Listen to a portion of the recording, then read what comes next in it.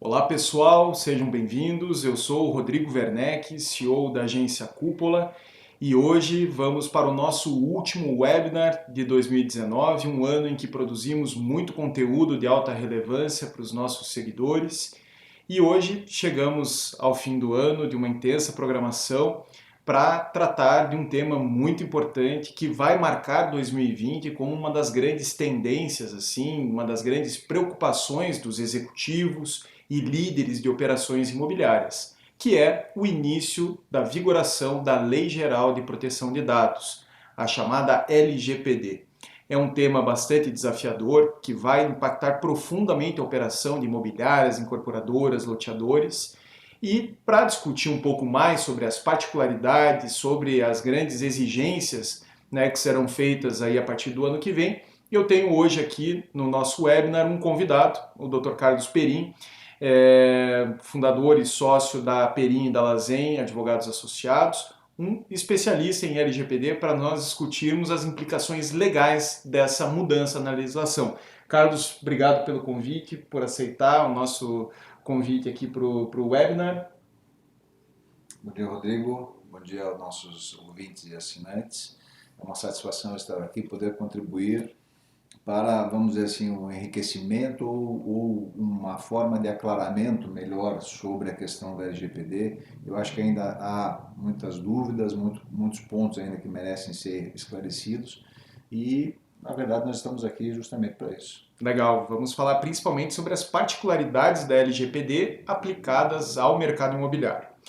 Bom, Carlos, para a gente começar, eu queria pedir assim uma leitura tua sobre o panorama geral da LGPD, né? O que moveu o Congresso para a criação dessa lei?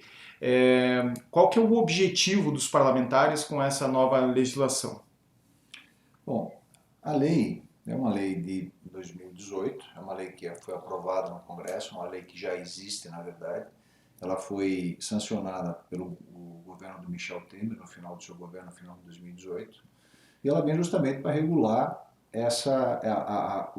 a captação e o uso dos dados pessoais das pessoas, evidentemente. Ela trata principalmente da proteção da privacidade das pessoas físicas, ou seja, ela trata de dados de pessoas físicas, não propriamente dados de pessoas jurídicas. Mas o que levou à aprovação dessa lei, vamos dizer assim, é um movimento que nós temos que entender em relação ao processamento de dados a nível mundial.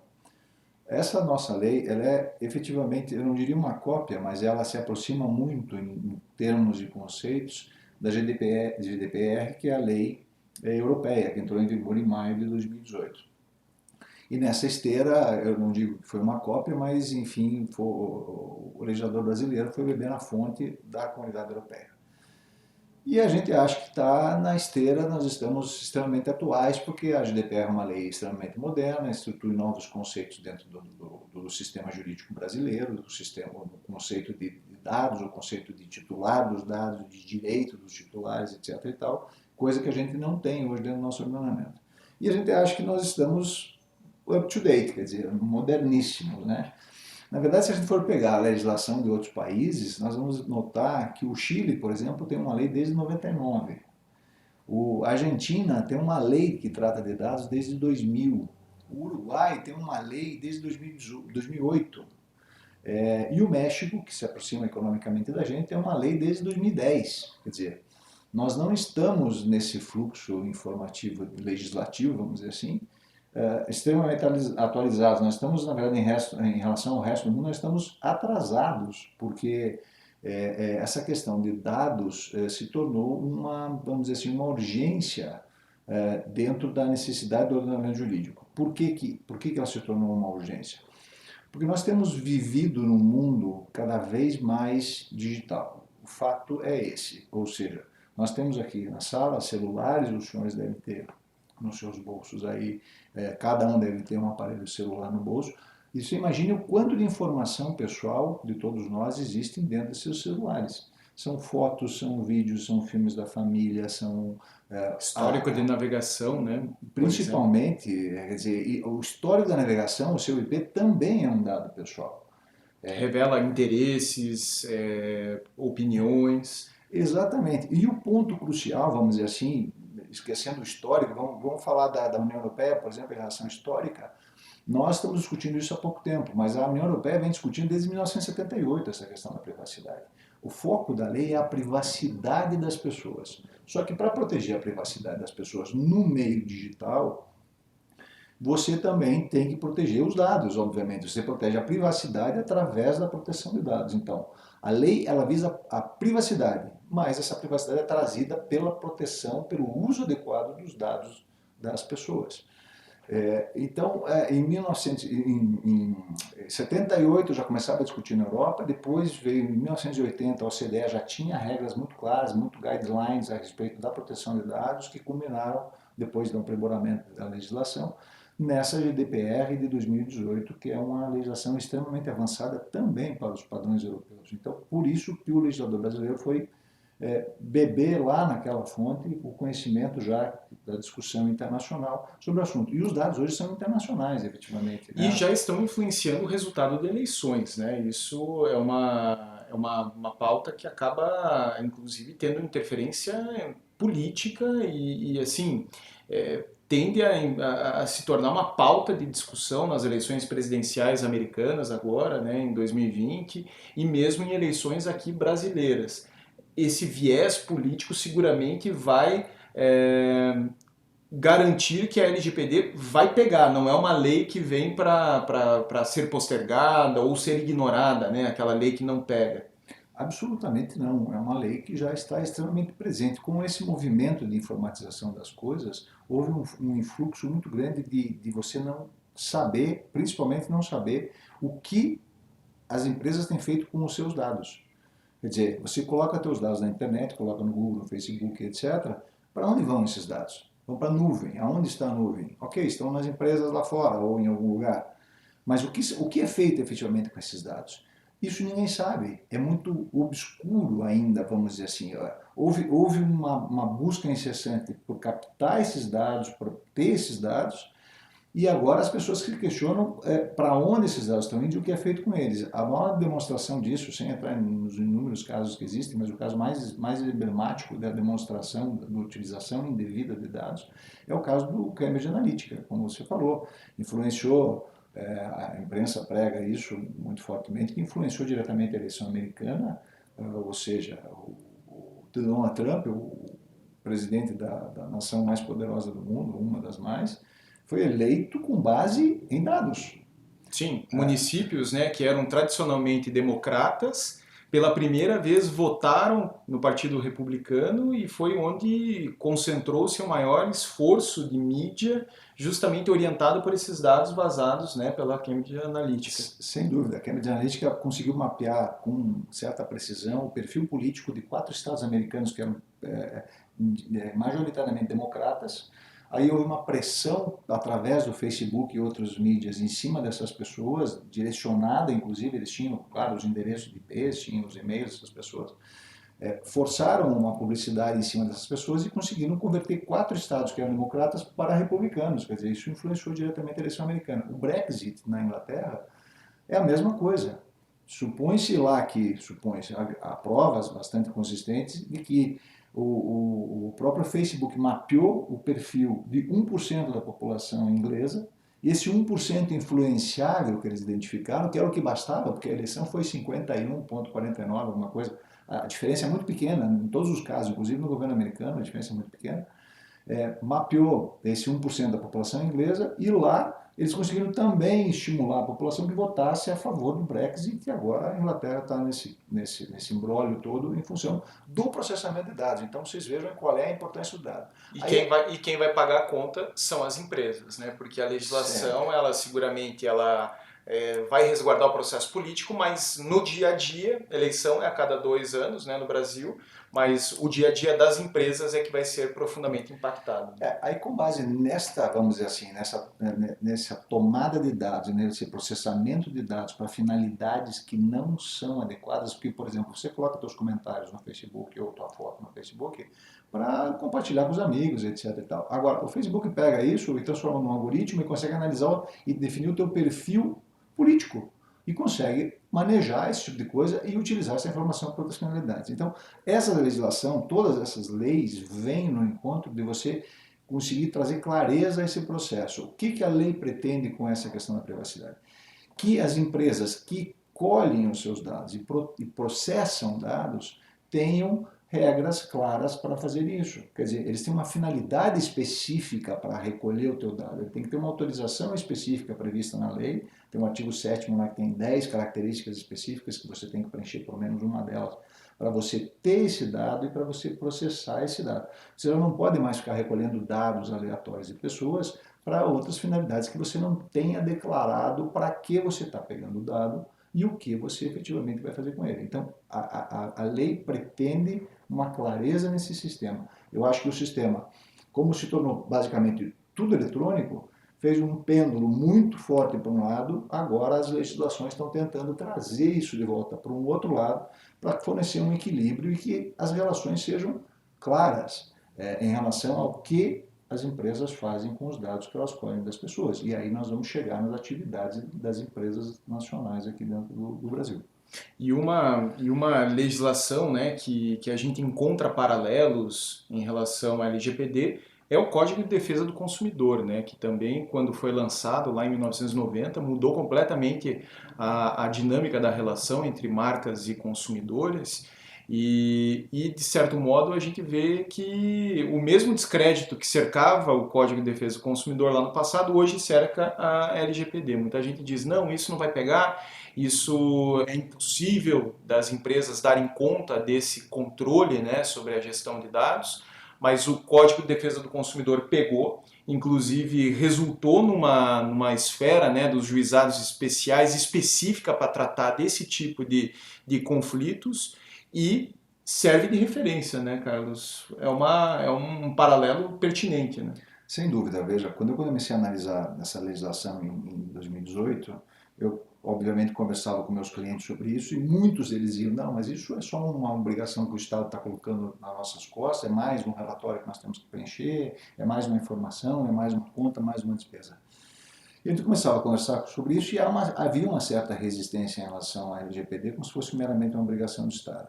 Aí eu comecei a fazer uma comparação, porque eu tenho quase 30 anos de advocacia, já vi muitas leis nascerem, muitas leis morrerem, e eu lembro direitinho no Código de Defesa do Consumidor que a história era a mesma. Quando o Código do Consumidor nasceu em 1990, era uma legislação avançada, era uma legislação francesa, era uma cópia de uma legislação francesa, que não tinha aqui no Brasil ainda os conceitos consumidor, fornecedor, quer dizer, o cidadão que vendia um produto na loja dele não tinha nenhuma responsabilidade com o produto que ele fabricava.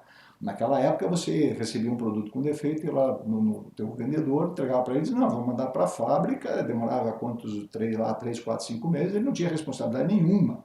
Se a fábrica mandasse outro, muito bem, senão você principalmente perdia o teu dinheiro, etc. Mas no começo foi uma reclamação geral, como é que nós vamos fazer isso, como é que nós vamos responsabilizar, etc. E as coisas foram se adaptando, o mercado foi evoluindo, os consumidores foram entendendo os seus direitos, os fornecedores também entenderam que eles tinham que se adaptar a um novo mercado que estava nascendo e hoje em dia, basicamente, ninguém mais fala de Código de Defesa do Consumidor.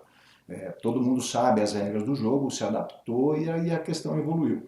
Houve, logo após a edição do Código de Defesa do Consumidor, muita judicialização da questão, quer dizer, muito se discutiu a respeito disso, tanto que nasceram daí os PROCONs, que são os órgãos de defesa do consumidor, e também o Juizado Especial de Pequenas Causas pela forte judicialização daquela legislação na época.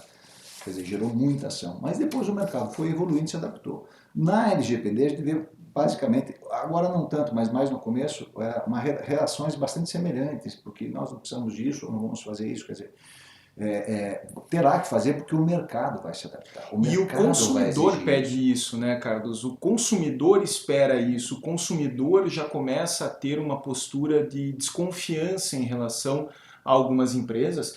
Hoje, muito em relação às grandes empresas, né, digamos assim, ao chamado duopólio, né, Facebook e Google, pessoas que desconfiam, né, de quando falam algum produto, de repente o Facebook já exibe uma propaganda daquele produto, as pessoas hoje já estão demonstrando estranheza com isso.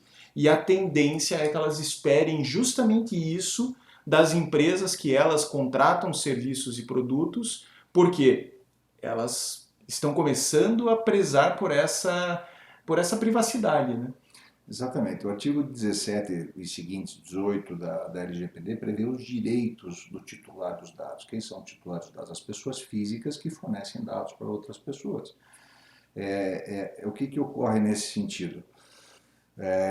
Quando as pessoas tomarem conhecimento ou consciência, vamos dizer assim, desses direitos que elas passam a deter a partir da vigência da lei, elas vão começar a exigir isso das companhias, assim como os consumidores começaram a exigir os seus direitos perante os próprios fabricantes na época.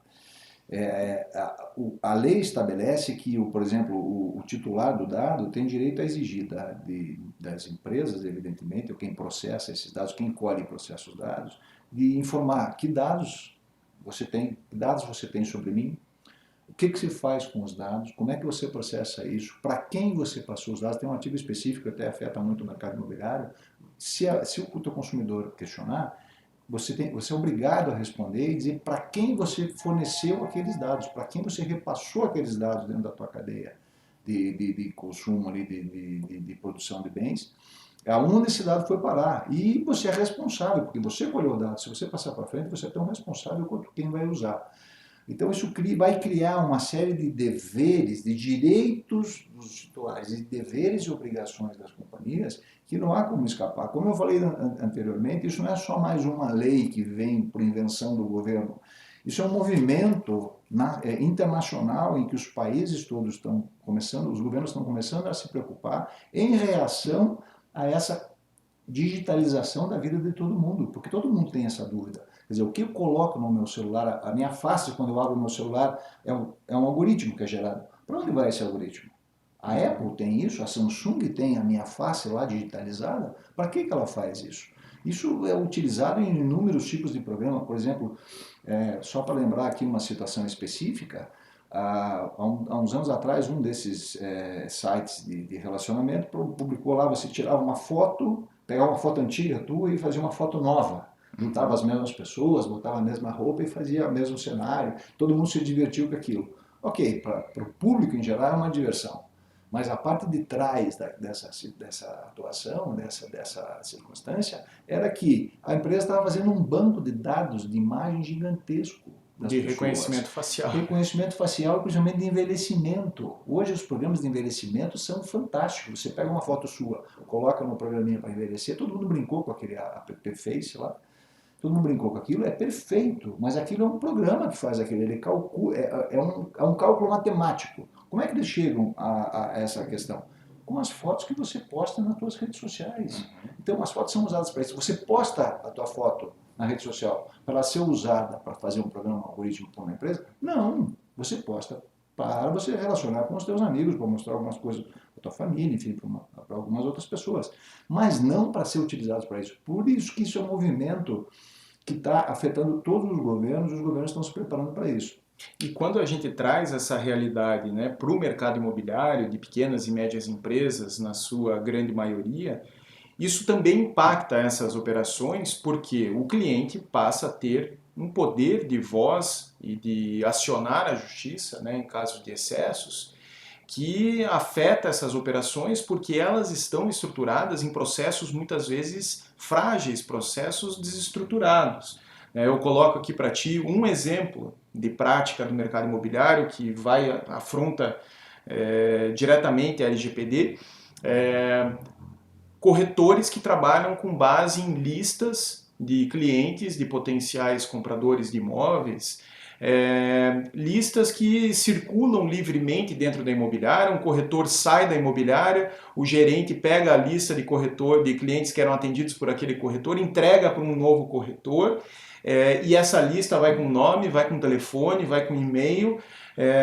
Um exemplo, né, que a gente coloca aqui, pontual, digamos assim, de uma prática equivocada, e que a LGPD ela vem realmente para enquadrar esse tipo de processo dentro das imobiliárias. Né? Ela vem trazer transparência ao processo. A intenção da lei, a lei fala lá no seu artigo 2º, a intenção da lei não é paralisar os negócios. A intenção da lei é o desenvolvimento econômico, o desenvolvimento social, o desenvolvimento tecnológico. Ela não visa dizer agora ninguém pode fazer mais nada. Não é exatamente isso. Ela diz que tem que ter um mínimo de transparência nesses processos através da confecção de determinados instrumentos e por isso que as empresas têm que se preparar para isso. O mercado imobiliário é extremamente sensível nesse sentido. Todas as empresas serão afetadas, mas nós estamos aqui focados no mercado imobiliário pelo seguinte: existem muitos dados de pessoas físicas circulando no mercado imobiliário. Então, geralmente quem vai comprar um imóvel, quem vai alocar um imóvel é uma pessoa física. E esses dados dessas pessoas físicas têm que ser protegidos. Então, você tem uma ponta do teu cliente, por exemplo, do teu player, lá, o teu dealer que vai comprar o imóvel, é uma pessoa física. Esse dado da pessoa física vai circular para outras pessoas físicas, porque o ramo imobiliário demanda muitas pessoas dos dois lados, tanto quem vai ser o cliente, muitos deles autônomos, inclusive. quanto Né? corretores, quanto donos imobiliários, quer dizer, os cadastros são muito grandes. E aí tem mais um detalhe, as pessoas nunca olharam para os dados. E não é o mercado imobiliário, todas as empresas, na verdade, nunca ninguém, nem as pessoas físicas, vamos dizer assim, nem nós pensamos, eu vou botar meu CPF aqui, para onde meu CPF vai? Nunca ninguém pensou nisso. Agora vamos começar a pensar. Então agora os dados têm que ser pensados. E para isso eles têm que ser organizados dentro da empresa de acordo com a lei. Veja um caso real que aconteceu em relação ao mercado imobiliário. Houve agora em agosto a primeira ação que tem, não digo, ela é baseada na LGPD, mas ela não pode ser calcada na LGPD porque a LGPD ainda não está vigente, mas ela tem sua justificativa jurídica com base no Código de Defesa do Consumidor, que tem uma linhazinha lá que fala sobre o direito de privacidade. É isso que o advogado pautou a ação. O advogado foi lá, uma construtora conhecida de São Paulo, comprou um imóvel. Esse imóvel, depois, um dia ou dois depois da negociação, ele começou a receber inúmeras mensagens por e-mail, por WhatsApp, etc., Facebook até, de oferta de produtos. Gente oferecendo cozinha, oferecendo quarto, oferecendo móvel, etc. E, mas como? Estava eu, minha esposa e o cidadão da construtora que me vendeu o imóvel, como é que essas pessoas todas sabem que eu comprei esse imóvel? E ele perguntava, não, como é que você sabe? Não sei, havia uma desculpinha ou outra, mas ninguém efetivamente disse de onde veio os dados. Mas as pessoas, mas eu comprei, mas que imóvel que eu comprei? Não, já comprou o imóvel tal, na rua tal, no edifício tal, apartamento tal. Tinha toda a informação da compra, inclusive ele recebeu lá um e-mail de uma financeira que sabia quanto ele tinha pago, quanto era a parcela dele, oferecendo programas de refinanciamento daquela compra que ele havia feito. Como é que ele tinha tantos dados daquela informação? Obviamente porque a construtora partilhou esses dados com seus parceiros. Uhum. Aí ele começou a receber aquilo e falou, mas eu não quero receber isso. Eu não autorizei, eu não dei os meus dados para a construtora para fazer esse tipo de ação. Eu dei os meus dados da construtora para fazer um contrato, para a gente fazer um negócio, para comprar. Até então, só para isso eu não autorizei esse tipo de informação. E ele moveu uma ação, a ação corre, existe lá no Tribunal de São Paulo, pediu condenação, eu acredito que vai girar em torno de 100 mil reais os danos morais em relação a isso, eu acho que a juíza vai condenar, já mandou suspender toda a divulgação e o movimento. E aí, quanto maior a empresa, maior a exposição, né? Sim, o custo de imagem da empresa me parece que fica muito complicado em relação a isso. Ou seja, voltando ao raciocínio anterior, que é o movimento que está sendo realizado no mundo inteiro de maior preservação da privacidade ou proteção da privacidade das pessoas, com essa proteção de dados, vai levar a esse tipo de atitude em que o consumidor vai começar a fazer negócio com empresas que ele sabe e tem a garantia de que vão tratar os dados dele adequadamente, que não vão passar lista, que não vão ficar importunando ele a toda hora, quando ele pedir para não ser mais importunado, porque agora em diante, ou quando entrar em vigência da lei, as empresas terão que respeitar esses tipos de limites. Como eu disse, a relação tem que ficar um pouco mais transparente nesse sentido. Então, a vantagem, eu diria para você, eu não gosto do discurso que você tem que se adaptar à lei porque por causa da multa, que você tem uma multa de 50 milhões ou 2% do teu faturamento do grupo econômico, etc. Eu acho que a multa é o último item dessa lista que você tem que pensar. Você vai ser multado, a NPD vai sair de Brasília para multar você? Não vai, eles não vão fiscalizar o Brasil inteiro. Quem vai te fiscalizar vai ser o teu cliente. Quer dizer, a pessoa física que te fornece o dado, ela vai querer saber para onde vai o dado. E ela vai poder pedir para você que você exclua, que você corrija, que você não passe para outras pessoas. E se você fizer isso, ela vai notificar você e vai informar a agência que você fez esse tipo de atitude. Aí a agência vai te consultar. e vai querer saber que tipo de programa interno você tem para proteger os dados do teu cliente. Porque agora é obrigação legal, vai passar a ser obrigação legal a partir de agosto, que você proteja os dados do teu cliente e faça com esses dados aquilo que o teu cliente te autorizar. Fora disso, você está sujeito a multa e, eu diria para vocês, mais ainda sobre processos judiciais, porque é o que já está ocorrendo, já existe uma ação efetivamente discutindo esse tipo de atitude. E aí o ônus da prova é da empresa que foi denunciada pelo seu cliente, né? Ela vai precisar provar que tinha processos, que ela tinha treinamento junto às suas equipes, porque, de novo, profissionais autônomos, muitas vezes, né, que estão envolvidos nessa operação e que têm acesso a dados livremente dentro da empresa, a empresa vai precisar demonstrar que ela, inclusive, orientou esses profissionais. Sim, a LGPD, tal qual com o Código de Defesa do Consumidor, ela tem uma possibilidade de inversão do ônus da prova. Então, o proprietário, o titular do dado pode fazer a reclamação, mas quem tem que provar que efetivamente tomou todas as medidas necessárias para a proteção do dado, ou que fez o que não fez com o dado, é a empresa. Por isso, a necessidade de se adaptar ao que diz a lei na questão de proteção de dados. Tem que haver estruturas mínimas dentro das empresas, eu diria, às vezes mínimas, às vezes máximas, porque dependendo do tamanho do banco de dados que você tem que proteger isso de uma forma mais efetiva. Mas no mercado imobiliário, principalmente, como você tem esse grande fluxo de informações, ninguém trabalha praticamente sozinho. Você recebe a informação, por exemplo, vai um interessado no teu plantão, no caso uma construtora, preenche lá um cadastro, uma folha para fazer a visitação, etc. E aquele cadastro daquele sujeito vai passar na mão, às vezes você tem, por exemplo, no caso nós temos uma cliente aqui em Curitiba, tem 300 corretores vendendo um empreendimento. Imagina o dado de uma pessoa passar na mão de 300 pessoas. Cada uma pode fazer o que quiser com aquilo, e a responsabilidade toda disso é da construtora que colheu o dado, porque colheu o dado tinha justificativa, sim, para a visitação do imóvel. Mas depois o sujeito não comprou aquele imóvel, ele foi e comprou o imóvel concorrente de uma outra empresa. Ok, aí você continua mandando e-mail, os corretores continuam insistindo em querer vender a situação. Ele pode notificar a consultora e dizer, olha, eu te forneci o dado para fazer a visitação, mas eu não quero mais que você ligue, eu não tenho interesse de comprar outro imóvel que eu já comprei. Ponto final e simples assim. Só que você tem o dado dele espalhado para 300 pessoas diferentes. Quer dizer, como é que você controla isso? Como é que você administra isso?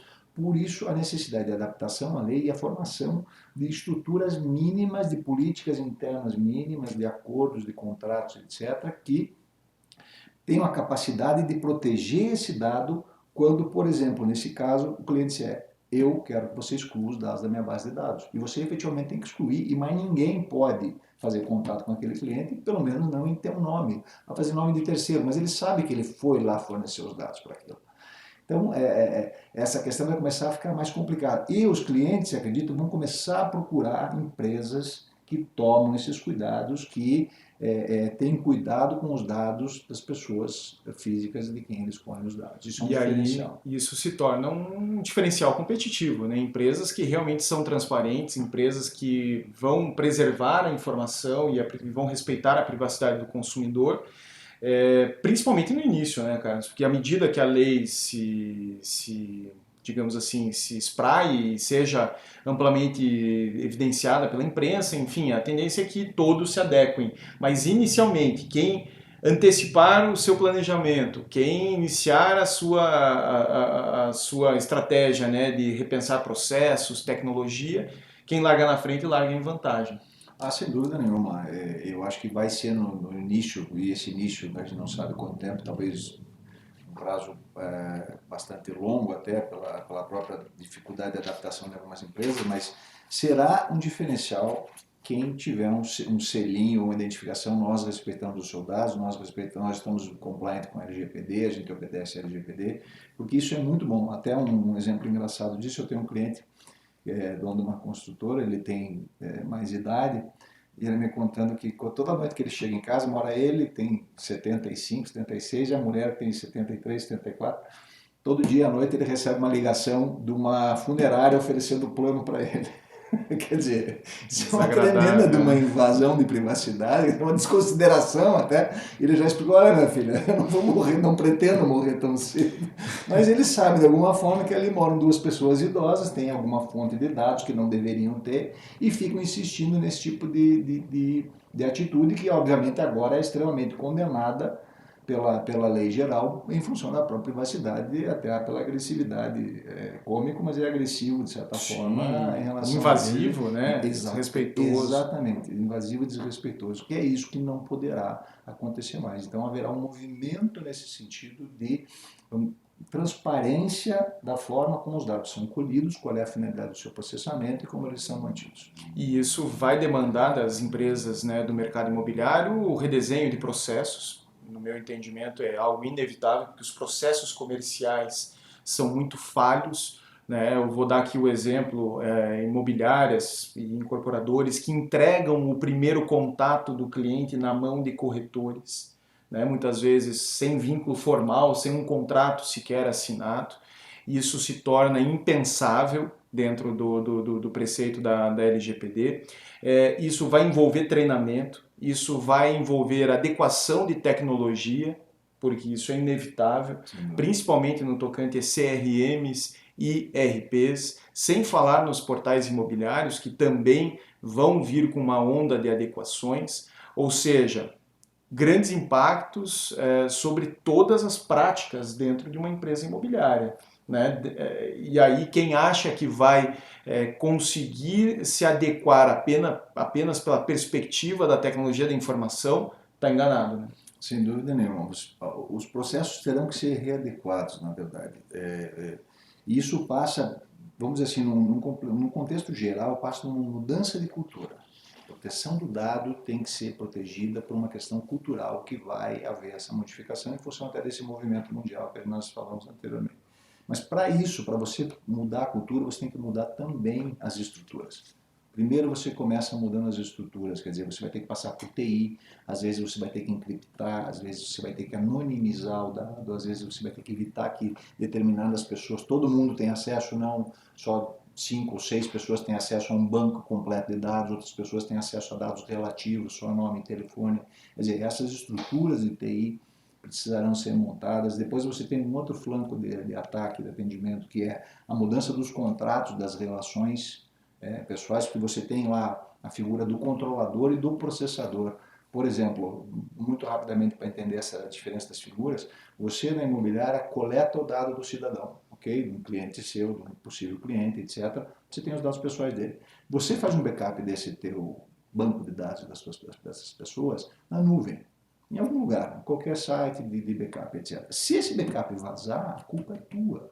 A culpa será concorrente das duas partes, a não ser que hajam instrumentos contratuais muito bem sólidos, muito bem considerados, muito bem analisados, que estabeleçam obrigações de cada qual nesse sistema e que você também tenha sistemas próprios internos de proteção a isso, que você tenha políticas adequadas, que você informe o que você faz, como você capta, para onde os seus dados vão, como é que você processa isso, quem tem acesso. Isso tudo tem que ser regrado numa política interna que determina como a tua estrutura vai funcionar. Depois disso, você tem que ter os contratos com as pessoas que vão trabalhar. Esses contratos têm que ter cláusulas específicas para estabelecer responsabilidade sobre essa situação. E depois de tudo isso montado, você ainda tem que treinar as pessoas, porque essa cultura também de preservação de dados demora um certo momento, demora um certo tempo para ser implantada e amadurecida. E isso tudo nós estamos falando só do funcionamento operacional do negócio. Aí você tem toda a parte de marketing, que daí já é um outro processamento, porque daí você está usando aquele dado efetivamente para oferecer outros produtos, para oferecer para parceiros, para oferecer, enfim, ao mercado ou agregar outros serviços ao teu cliente. Então, esse funcionamento também do marketing, evidentemente, não será proibido, mas a forma como ele é feito também vai ter que ter algumas modificações. Você vai ter Ele que vai ter, precisar ser você consentido, tem que ter né? algumas autorizações, principalmente quando se fala em consentimento, que se for esse, vamos dizer assim, a justificativa de processamento ou consentimento, ele tem que ser no mínimo livre, informado, e inconteste, quer dizer, que ele foi dado de livre e espontânea vontade pela pessoa. A pessoa tem ciência, você informou ela por que você está coletando dado e o que você vai fazer com ele. Não, eu vou fornecer aos meus parceiros para te oferecer produtos. Ok? Ok, autorizo, autorizo. E aí vai funcionar. Então, perfeito. Consentimento resolve tudo? Não, não resolve tudo. Aí é que está o grande problema.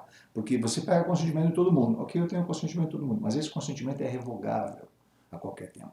Então você monta uma política de funcionamento, nós vamos agora mandar e-mails para quem consentir, etc. A pessoa chega um momento que diz, não, ela tem que ter um opt-out, ela tem que ter o direito de sair. Ela diz, não, eu não quero mais, ok, eu não dou mais o consentimento para você. Acabou, todo o teu plano se esvaiu aí porque o consentimento deixou de existir. Então, só calcado em consentimento não é tão simples nesse sentido. Eu vou pegar a autorização de todo mundo. Não é bem assim. Tem outras maneiras mais eficientes de você estruturar o teu programa de marketing de forma que você possa ainda oferecer produtos, possa ainda divulgar o teu e-mail marketing, o teu outro tipo de promoção dos teus produtos, sem você infringir a lei. Legal, ou seja, né, com tudo isso que a gente colocou aqui, a gente chega à pergunta crucial. Como aplicar a LGPD? Em primeiro lugar, é fato que você vai precisar de ajuda, e aí eu falo de apoio jurídico e de apoio tecnológico, porque é preciso saber interpretar e aplicar a lei na prática, não adianta ler a lei com um olhar de marketing, ou com um olhar de TI, ou com um olhar de um advogado que não se especializou nessa competência. São muitos detalhes e regras que realmente podem passar despercebidos ao olhar leigo, e de fato será impossível aplicar, né, a LGPD sem auxílio. Por quê? As práticas do mercado imobiliário, especialmente de marketing imobiliário, são muito específicas, variam de campo para campo, de uma incorporadora para uma imobiliária, enfim, e nós na Cúpula conseguimos entender e dominar todas essas práticas, todos os processos comerciais de marketing e tecnologia dentro das imobiliárias. E foi pensando nisso que nós fomos em busca de especialistas nas áreas jurídica e de tecnologia, justamente para formatar um produto, um treinamento que pudesse auxiliar os nossos clientes e aqueles que nos seguem nas redes sociais e recebem e participam dos nossos webinars. Então nós formatamos um curso online que vai fazer a entrega de conhecimento de altíssima relevância que permita às imobiliárias, incorporadoras e loteadores se adequarem à LGPD com atenção aos mínimos detalhes que a realidade de vocês exige. Afinal, as consultorias individualizadas com profissionais como o Carlos, elas são caras, são proibitivas e podem acabar se tornando restritivas e impossíveis de serem contratadas por grande parte dos players. E até agora, no mercado imobiliário, é fato que não havia nenhuma solução pronta para isso. Então, nós buscamos chegar na melhor relação custo-benefício para compartilharmos esse conhecimento ao maior número de empresas imobiliárias possível. Foi aí que surgiu, então, o curso LGPD Imobiliário, que estamos lançando oficialmente para você nessa transmissão em vídeo. O curso ele foi desenvolvido para ensinar você a se adequar e fazer a regulamentação da LGPD dentro da sua operação. Nós criamos um plano estratégico que você pode operar dentro da imobiliária sem essa insegurança, né, de saber se você está no caminho certo ou não. É algo fundamental ter a segurança de estar caminhando no sentido correto.